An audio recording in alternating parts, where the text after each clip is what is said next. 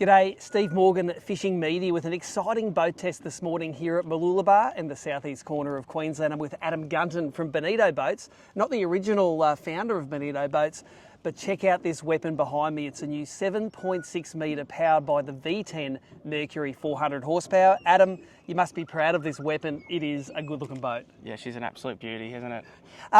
Tell us a little bit about the history of Bonito. Some of the first boat tests we as Fishing Monthly magazines ever did were of some of the smaller Bonito boats, the tiller drives and the side consoles.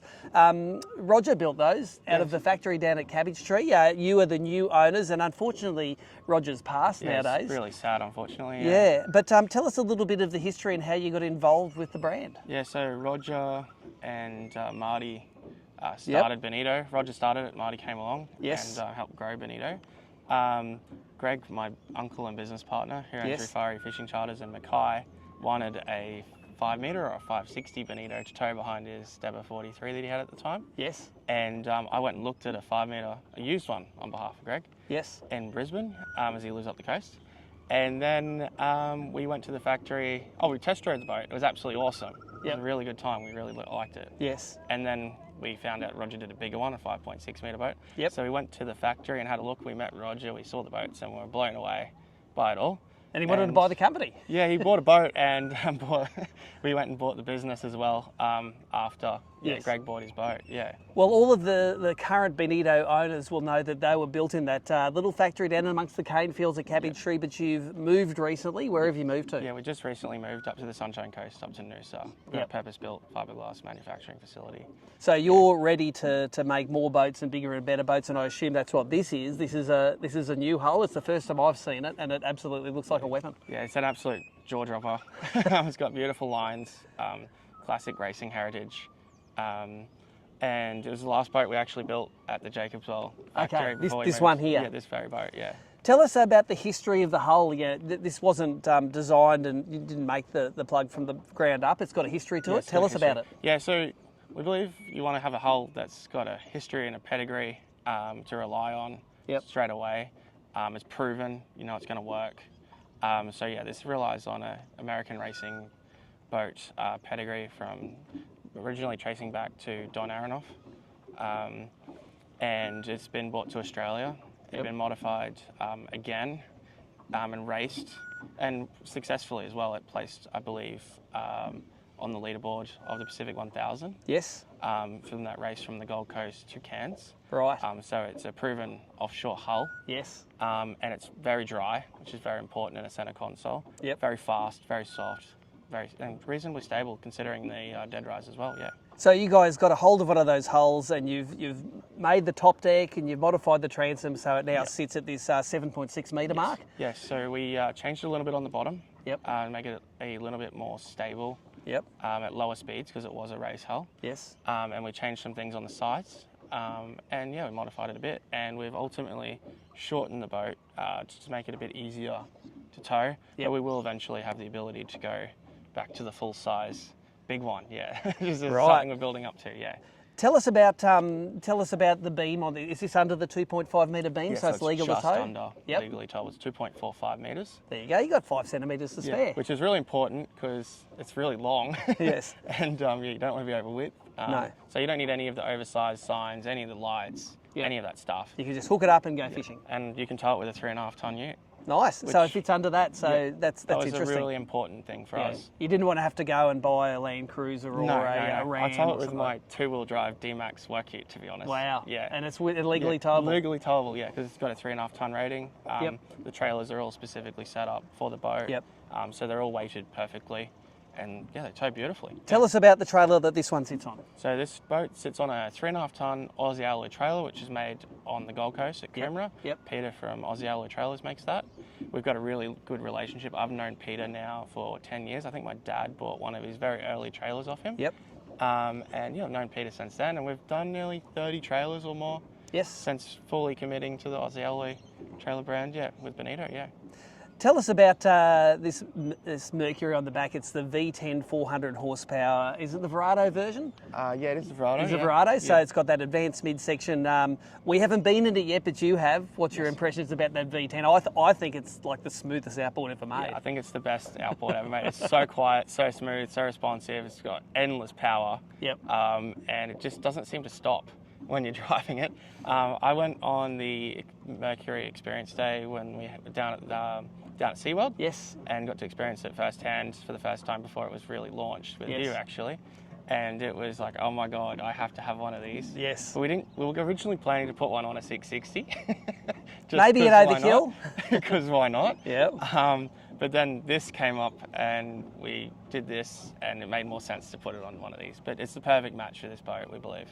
Looking at this boat here, it seems like, Bonitos in the start were fairly agricultural in their finish, but it seems like you're getting more and more refined. Yes. This one's got the full rubber decking coverage, looks the part, it's got the blacked out superstructure there. You're getting good at making a good looking boat. Yeah, so we're trying our absolute best to improve all the time with our boats. So we've got good relationships now with a few more suppliers. So we get some of our materials from this company. So Mitch from CCA Boards down at Meadowbrook does all this for us. He cuts all this out. Done a number of these for our customers. You can have any design you'd like. It's endless opportunities with his CNC machine, what you want to do. And it absolutely finishes the boat off beautifully. Yeah, it's amazing what some EVA flooring will do to your boat. Yeah, it makes it look functional as well, because I like it. Just a light gurney and it cleans all the muck off it. Nice and cool under feet. You know, if you like fishing barefoot, you're not getting burnt on all sorts of things. So all that, and it's softer when you're walking around all day. Your feet don't hurt anywhere near as much as they would on a solid floor. Exactly. How much fuel have you got under the floor of this thing? So this particular boat's got 530 litres in total. The next one we're currently building now for a customer on the Gold Coast has got 600 litres. Wow, so you've got some serious range with this boat. You could even go bigger if you really wanted to. It's just up to your budget and what you really need, And I suppose that's the advantage of working with the local boat builders. You can tell them what you want and you can accommodate. You can fill it up with fuel. I know this one is heading to Mackay after this, and the reef's not close at Mackay, is it? No, it's you a need long some way. fuel to get there. You need 120 litres sort of out and back minimum to sort of get to your start of your good spots. So you need a lot of fuel to go out for a couple of days, Well, I tell you what, it's a great looking boat. What we like to do at Fishing Media is we'll take this out, we'll run some of the performance statistics and come back to you with some of the specifics of this hull.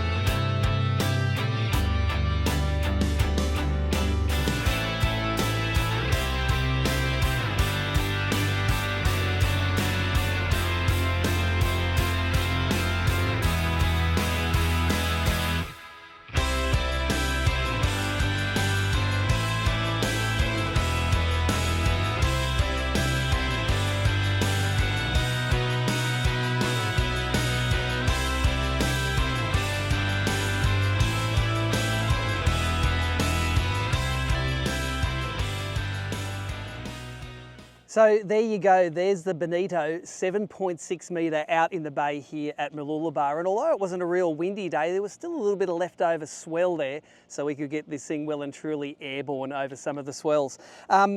Great looking boat. I notice as this thing's driving down the river and out in the bay at Mooloolaba, it definitely turns heads. The lines are classic.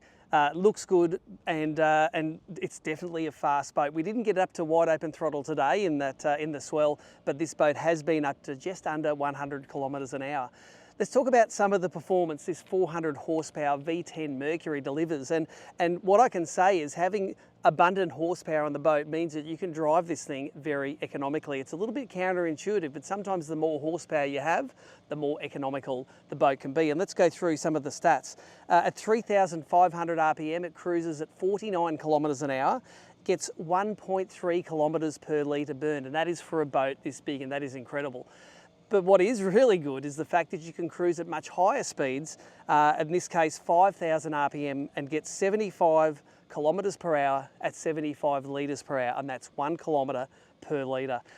Incredibly good economy if you have to do long runs. I know when this boat goes up to Mackay, it's got 100 kilometre plus runs to the reef, and that's going to be easier on your pocket when you can cruise at full speeds, get out there in just over an hour, and you can do it quite economically. The hull itself, it's a 25-degree transom dead rise. It's not a self-draining hull.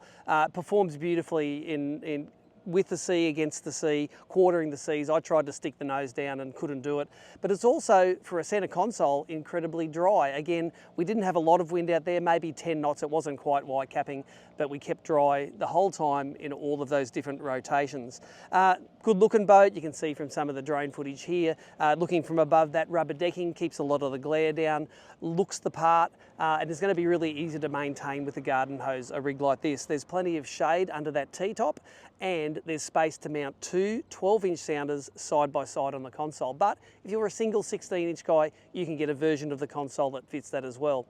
Let's talk a little bit about that. The guys at Bonito are quite happy to customise the boat to suit you, and that's not to make you a brand new console, but they've got different versions of consoles and different iterations that you can put together that can suit your needs. Check out here, you've got the live well at the back, clear top so you can see your fish in there. You've got a little boarding gate at the back, and a little deck where you can pop the ladder down and actually board the boat easily while it's on the trailer. I wouldn't like to be climbing on this over the guards. You can do it easily from the back. It's got a really big duck board at the back if you want to take the family out swimming, throw fish in there to die.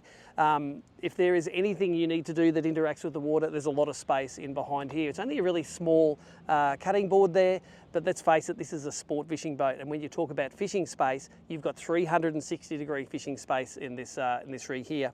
As I said, plenty of shade under the T-top there, and a good-looking T-top. You know, from a distance, you could probably think this looks like a fancy Haynes or something with that blacked-out metal work on the T-top there.